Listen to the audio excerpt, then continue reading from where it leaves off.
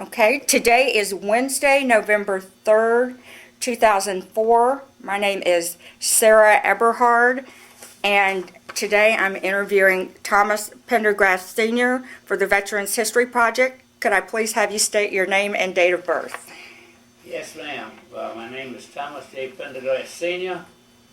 I was born August 17th, 1920, and I joined the Navy in August of 1943.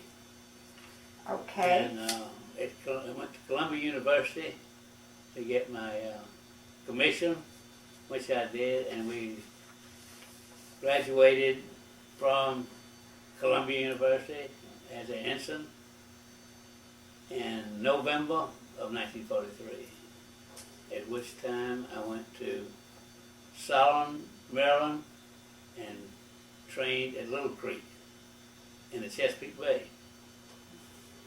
From there, we went to New York City to ship out, which we did in January of 1944. We arrived in Scotland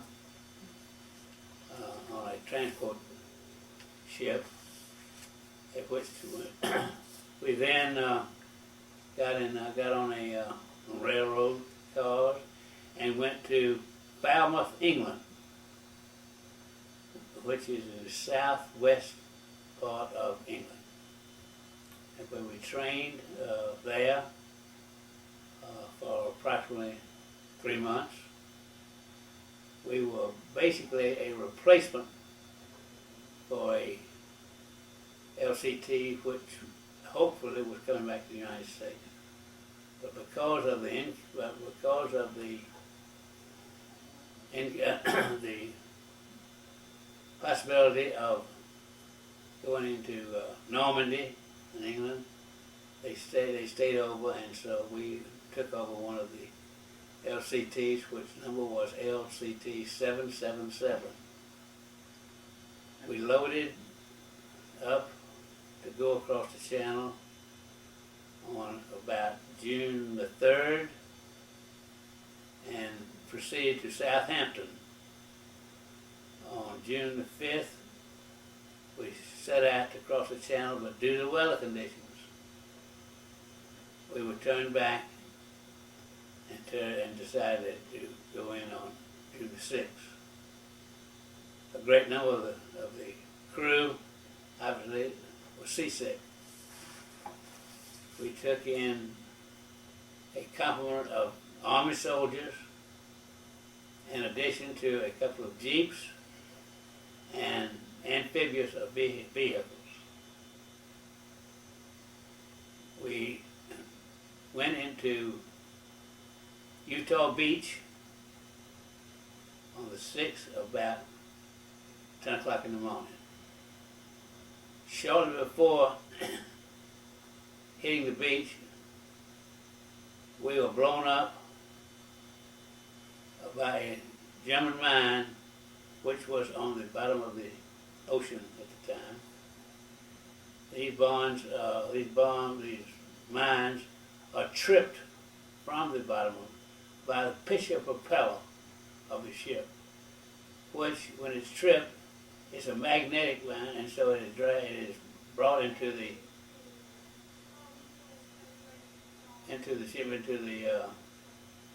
propellers of the ship. When it makes contact, it explodes. It's about 500 pounds of TNT, and several soldiers and our men were killed. Fortunately for me, I wound up on the deck, and at the time, the Coast Guard had small boats patrolling the area to pick up people as myself or anybody else who had been. I was put on a hospital ship and sent back to England, put in a hospital, and because of a fractured back, I was put in a cast from your shoulders down to your buttocks. After staying there for about a month, we were shipped back to the United States. And as well as I remember, we were the first casualty group from D-Day that arrived back in the United States. We landed in Norfolk, Virginia, and the very same day we were put on a train and sent to Bethesda, Maryland, which at the time was a naval hospital, and I assume it still is. After about a month of rehabilitation, I was sent to the Bureau of Ships and worked in the K-pop division, which made life jackets. That's about the extent. I stayed there for about a year, and then in October of 1945, I was released from the Army. Now, when you originally you had mentioned you were in school prior to going into the Navy. Right. You were in the university. I went to the University of Georgia and started in 1938, and we found something in the New Yorker where they would let you finish school if you were a junior, which I did, and then I went to the Naval ROTC, I guess. They call it the V5 program. Oh, no, Right. V7 program, excuse me, V7 program. And where I got my commission. So you were able to graduate I prior was to able to graduate from the right. university. That's the program that allowed me to graduate, provided I was a junior and could finish in a year, which I did. Okay. And were there a large group of people? Did you have a group of friends that did this together? Or? No, we did not. But there was several I knew that was there. It was rather a difficult school, really, truly. I'm surprised I got through it. Anyway, you had to have a 2.5 average, and that was too much for me. But we did get through. And they sent us to Solomons, Maryland, to train. And that training consisted of practice going to landing on the beach and then pulling off. And that lasted about 6 weeks, and we traveled all through the Chesapeake Bay doing this. LCTs will not go across an ocean, so what they have to do, they have to put them, I guess you call it marrying them to the LSTs, or heavier ship, and send them across. Several of them, when they were dropped off into the water, they did not have what they call shuttlecocks closed, and as a result, the water filled up into the engine, and it took some time to clean it all up because some of them sunk.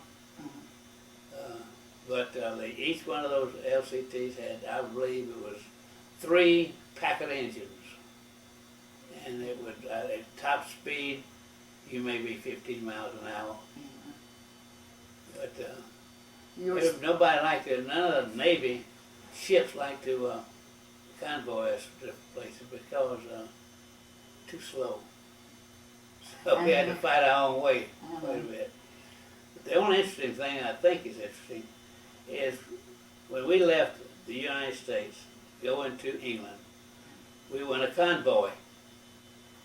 And after a day on the high seas, something went wrong, and the system, broke down, and we had to drop out the convoy. And it kind of worried us because of the fact that that's when the E-boats and the submarines and so forth were in the vicinity all through the North Atlantic. But fortunately, we got back into the convoy about 4 days later. And the other thing I think was pretty funny. Some of the men who I was in charge of, when we got off in Scotland, they took off. And so it took us some time to find them. But they were put in a jail. But they didn't want to go. Were they from Were they a pretty scattered group geographically, or Yeah, were they most were. of you from the same area? They, Or no? no, they were from all over. They were just regular seamen, and they may have been in Norfolk. I don't know where they were from, but they were nice young people, and they did their job. But they weren't interested in fighting. But it's interesting, even from the time you were in your training in the States, it was specifically on this particular type of, When you graduated from Columbia, they assigned you to different things. Some people went to LCI, some went to LCT, some went to LSEs, LCTs. Some of them even went into other types of service. They had the some of them went to submarines. As a matter of fact. Some of them went to destroyers, cruisers. But at the time that I graduated, they needed people to go in and with amphibious boats. And actually, it was relatively new. But we survived, and I wish I had been able to last longer. But I wasn't. You were certainly involved in a pretty intense situation. At what point did you realize what was taking shape in terms of what you were becoming a part of? What you go when you go across, you're in columns, all of it, and then as you approach the beach, you go into what they call a flank position. In other words, you just spread out. And as we're going into flank position, that's when the mine, but you're really probably within several hundred yards of the shore, and that's when it took place. But it was sunk. We did have a little mascot, a dog on board, and I read in the Army newspaper that he survived. So. Are you serious? Yeah, that's what they said anyway. It's but those things that you like to remember that they survived. But I don't know how many were killed on this boat. I do know there was several in the hospital. How many were on the vehicle itself? Well, now in the Navy, it probably was somewhere around 25. Okay. And we were kind of the lead ship in our flotilla. And thinking back, we were put in the safest position you could be put in to make it, because I don't know, the captain of the flotilla, he went on board, and he had his wine mess and everything else. So that went down the drain. But those are about the main things I remember. I love England. I think it's wonderful. I was going to, have you been back? We went back. My wife and daughter went back and traveled the same route. We went places like Torquay and Dartmouth and Southampton, and Land's End is where we traveled. And I think Land's End is where Vivian Lee and who's you married? Lawrence Olivier. That's where they honeymooned. Okay. And we went over there. The story goes that a German submarine captain took his ship in there and surrendered. So whether that's true or not, I don't know. It's a great spot. It's just Land's End. It's the furthest point west of England. And we travel. What really people have not said too much about was there were some trial runs before D-Day in which you would go out and practice landing. This particular night, the E-boats were German. If they got inside of the protective area, and probably shot down. I mean, it was sunk probably a dozen. So the next day, he was sent out to recapture, or not recapture, but to try to save as many of the sailors you had. Some of them were in life jackets, but butt up because they were out, and they just went. But they lost a lot of people. And people, I don't know what they call the operation, but anyway, I do know that they lost a lot of people. And this was probably a couple of weeks, a week or so before we invaded. We were practicing going into the invasion. But the E-boats, which were German boats, they got into somehow they got into, and they sank quite a bit of, and I think it's just regular destroying and stuff. They played hell. I think that's something that's just starting now to really, because it was classified for a while. A lot of people were hesitant to talk, and really only about in the last year or so there has been more coming out. I was going to ask you about that because there was about 700 men lost, or was it even more than that? And it was a communication error. But anyway, I know that it was done by the German E-boats, and you were sent out the next day to pick up who you could and so forth. But it was a lot of people didn't realize this happened, but it did, and it was quite tragic. And then as D-Day itself approached, did you have any idea of the magnitude? When did that even, in the days out, did it begin to kind of take shape? What happened, the rivers, the LCT didn't stay out in the ocean. They had to go back into the rivers to stay. And a lot of times you had to come out of the river because the tide is sometimes was 15, 20 feet between low and high tide, and you would just dry up if you get back in the river far enough. So a lot of times we had to come out and wait till the tide changed to go back in again. But I didn't have an idea it'd be that many LCTs. Because see, you've got up along the coast, you've got Southampton, you've got Torquay, you've got Falmouth, and you've got Dartmouth, and so people in different towns. But you assembled in Southampton, and you took off from there, and of course, very frank, you don't know anything of anything. You just, that's where you go. That was it. But we were pretty well underway on the 5th, and the weather was so bad that they had to turn around and come back, which I can understand why. Cause it was, and see, LCT do not have a keel; they're flat bottom. So every time you hit a wave or something, I mean, it would vibrate the whole. And so it was pretty hectic, and it wasn't too much better on the 6th, but I think you got used to it by then.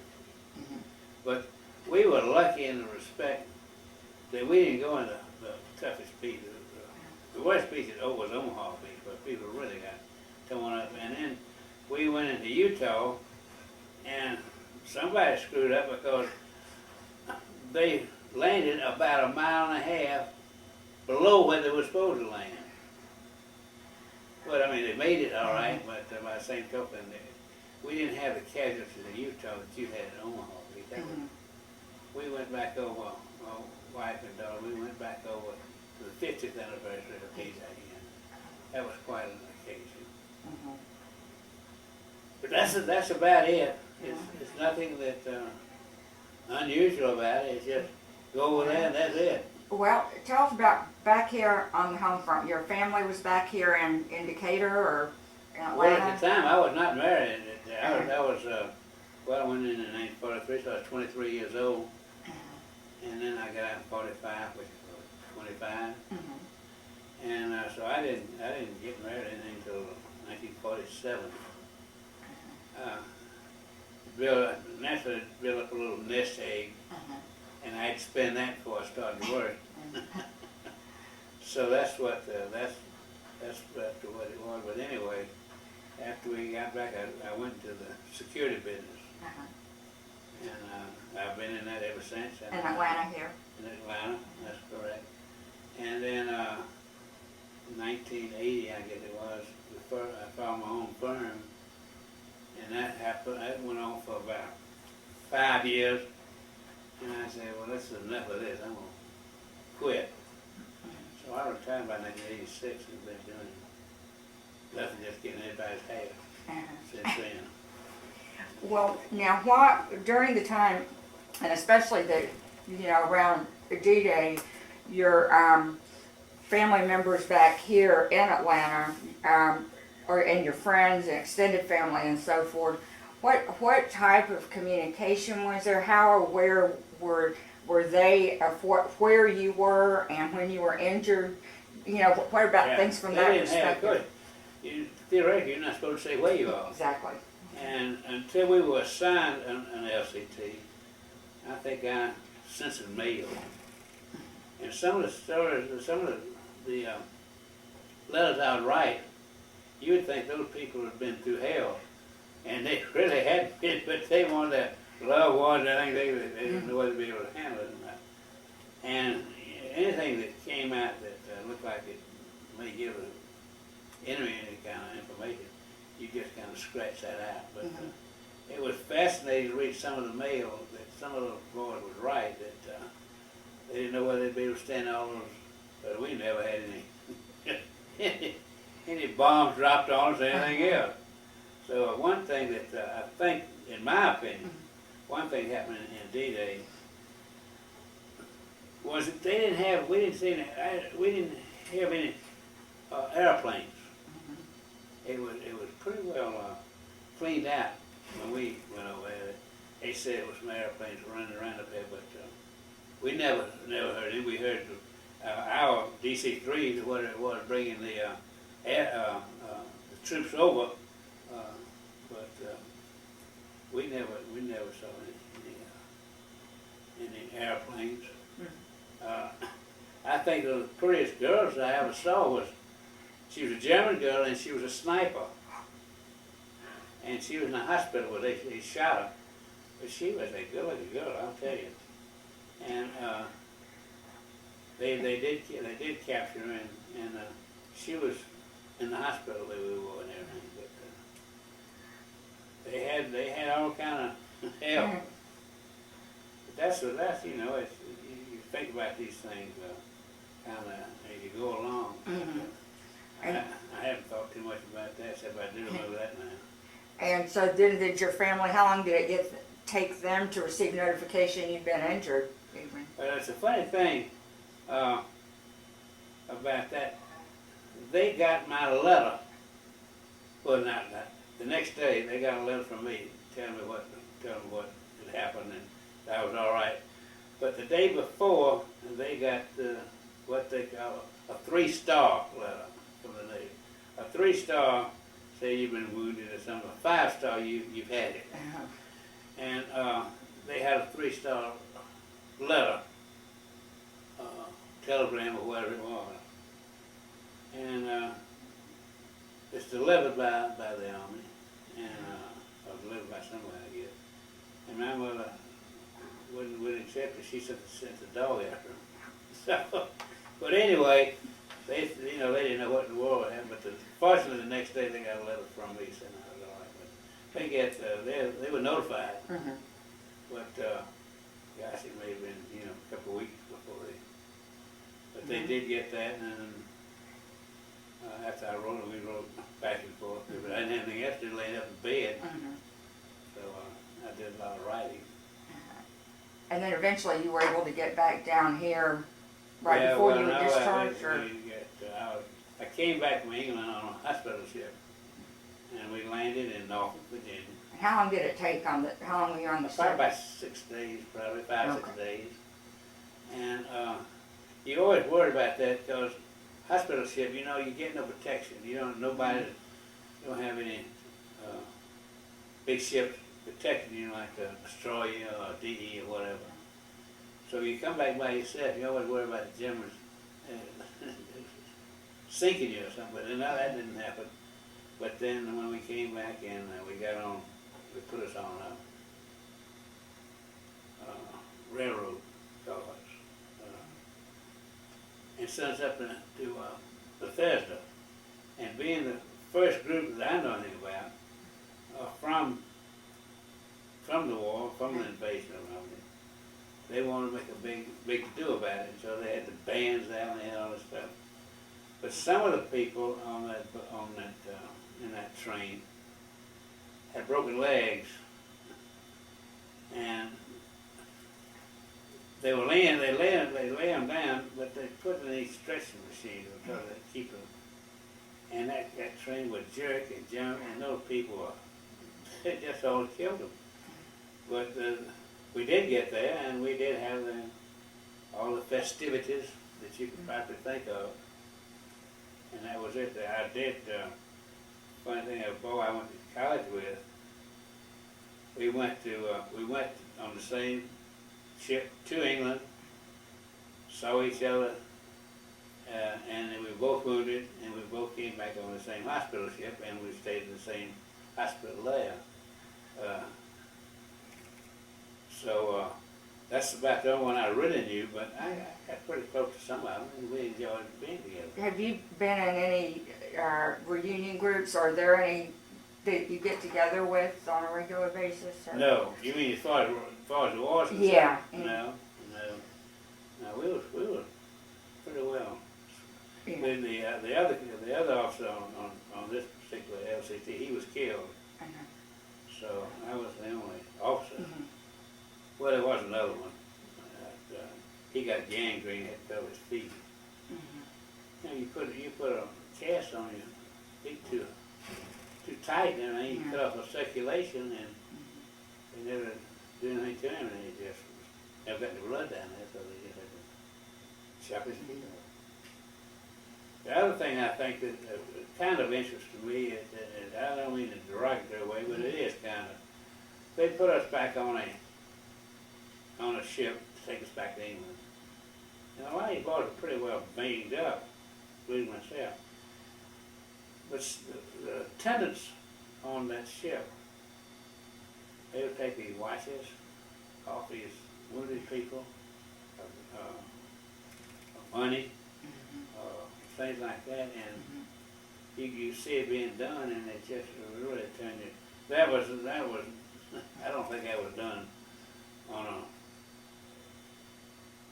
big basis, but I did see it done, and it just kind of turned you.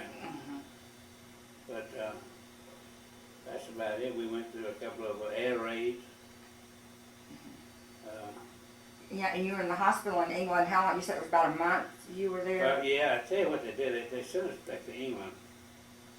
But then that's when they had buzz bombs. Well, what they call buzz bombs. They were not piloted by anything. They just, but they began to crash, in London and that. So they moved us from where our hospital was all the way to Wales.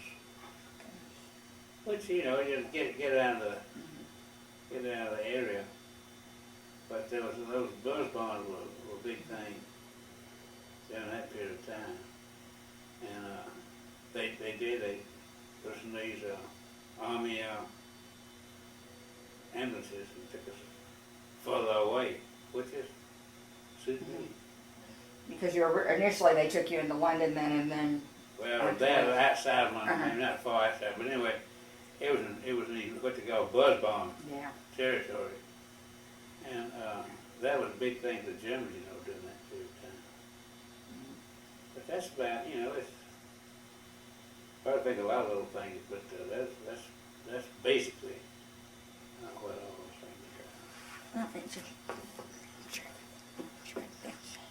Hope it's cut off. We've got, no,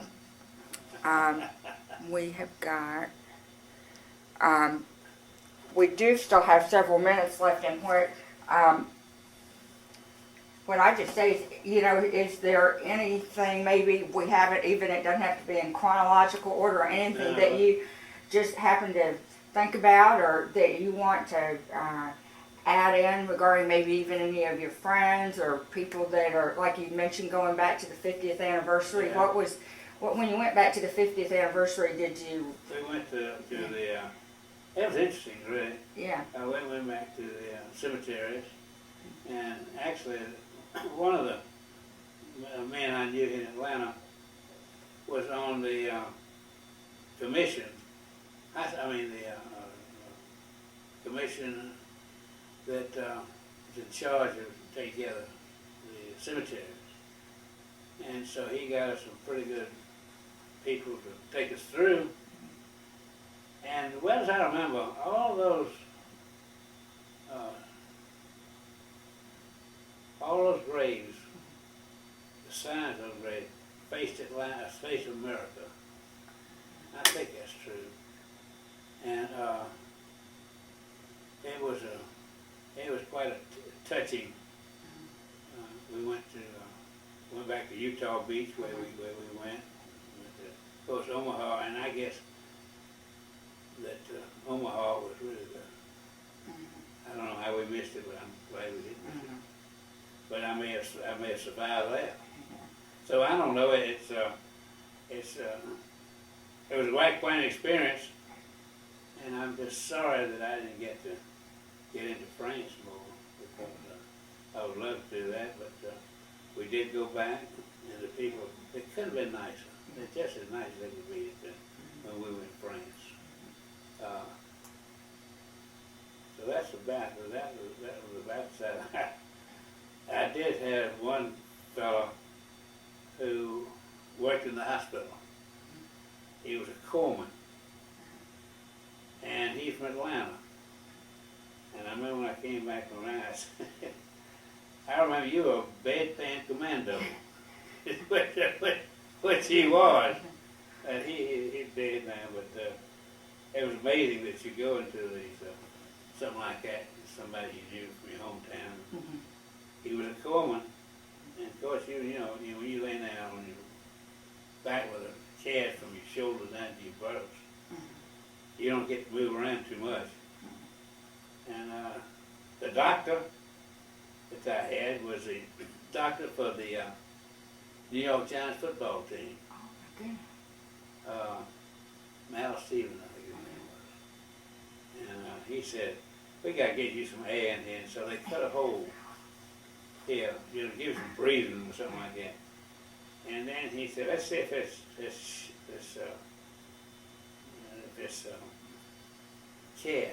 is strong enough. And he put his hand inside the chest and just picked it straight up. But just things like that. I mean, just. But anyway, it was quite an experience, as I say. And I came back, and they put me in Bureau of Ships, and testing K-pop. And it was after, I guess it was right after VE Day, that they sent a bunch out down to South America to check K-pop. And that's the material that goes in these life jackets. But I had to go to the hospital to check up, and I didn't get to go in. It really made me mad. I really loved going down there. And when they celebrated South America, they tell me, it'd go on for a week, this VE thing. But there are those people that manufacture K-pop, they didn't care about you going and looking at the planes. All they want to do is entertain you and just forget about all that. But anyway, we got to see it, and then they would wine and dine you, but they didn't care about you going back to see what kind of operation they had. And they did. And so then it wasn't too long, let's see, so your actual discharge was October 15th. Something like that. Yeah. Right in October, Yeah. I think about 15th. Okay.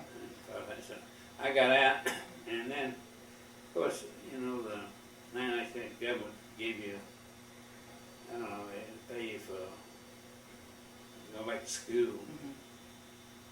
And I did that for about a year. They tell you what you're supposed to do, what you're best suited for, which is a bunch of bull. But anyway, I think they gave me something like $100 a month for training for school, and I still get about 20% disability Okay. from my back. I don't think I need it. They want to give it to me. Sure. But anyway, that's about it. You didn't make much money back there then. I think that the way I work, they pay me probably $100. The fact that I get $100 from government on the job training. That's about Okay. it. Well. I don't know where all that stuff is now. I didn't mean it. Well, the uniforms and all that, I gave them to the children, and they had a big time with them. But see, when we got blown up, I had all this memorabilia, I had all this stuff for 45, and it's all gone. I wasn't able to bring anything back because they were all on the ship.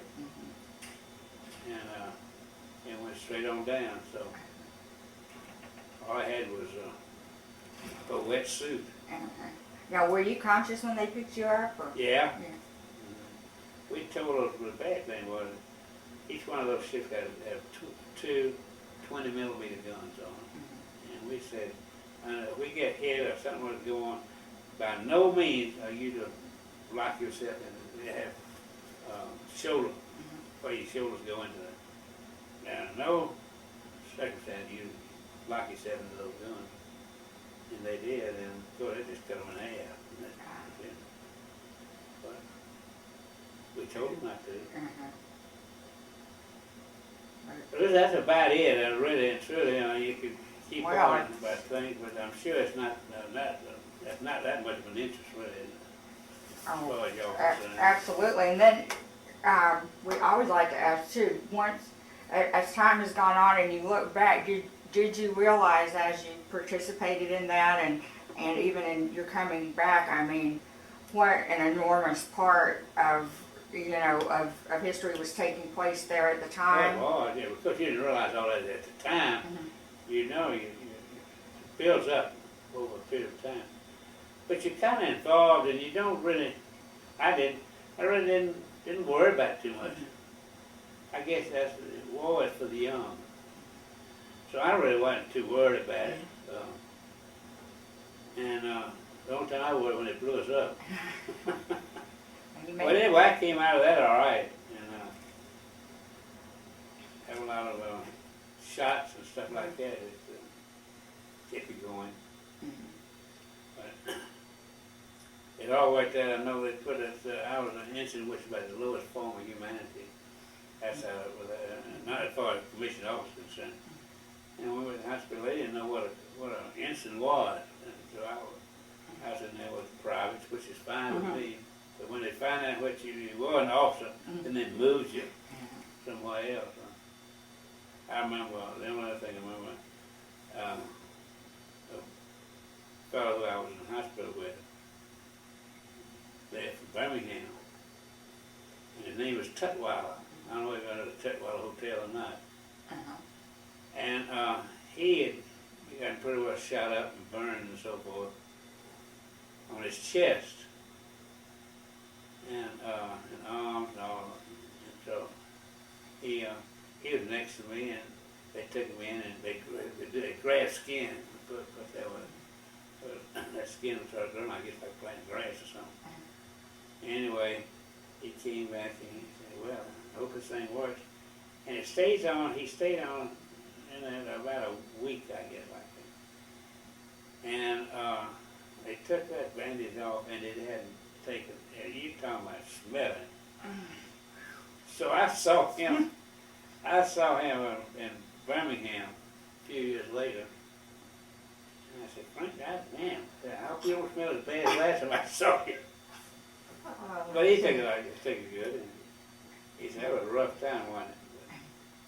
But you see a lot of funny things in there. You see people who are blind, and some people who don't have any hands, you can see again. And so they kind of work together. It was, you did see a lot of things, but I don't know. You know, but on. Sure. You got nothing, I don't know what you do. Well, I think, let me go ahead and